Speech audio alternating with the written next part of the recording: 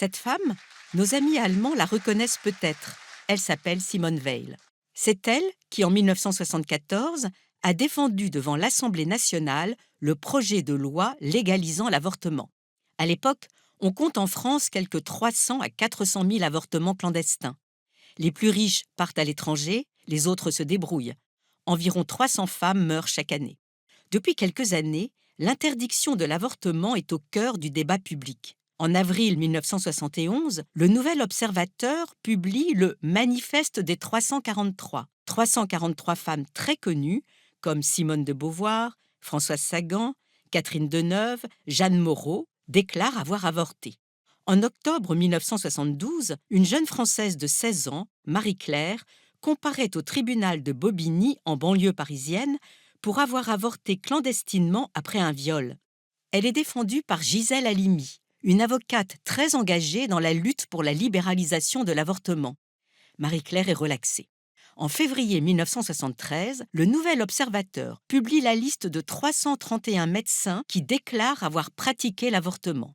En 1974, Valéry Giscard d'Estaing est élu président de la République. Il affiche clairement sa modernité, veut faire évoluer la loi rapidement et confie le ministère de la Santé à Simone Veil.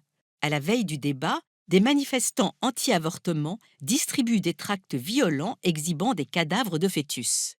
Des catholiques marchent vers l'Assemblée en récitant des prières. Le 26 novembre 1974, le débat parlementaire débute à l'Assemblée nationale. Je voudrais tout d'abord vous faire partager une conviction de femme. Je m'excuse de le faire devant cette Assemblée presque exclusivement composée d'hommes. Aucune femme ne recourt de gaieté de cœur à l'avortement. Il suffit d'écouter les femmes. En ce mois de novembre 1974, la France est secouée par une grande crise sociale et 1 heure après le début du débat, les techniciens de la télévision se mettent en grève. Il y a donc très peu d'images de ces débats qui vont durer plusieurs jours et verront quelques 74 orateurs se succéder. Ils ne s'épargneront aucun effort. Voici quelques extraits sonores. Meurtre, ces avortoirs, ces abattoirs, dégénérescence de la France. le permis légal de tuer, d'un génocide, pire, racisme nazi. Le comble est atteint lorsqu'un député de droite ose même lui demander si elle accepterait de voir les embryons jetés au four crématoire.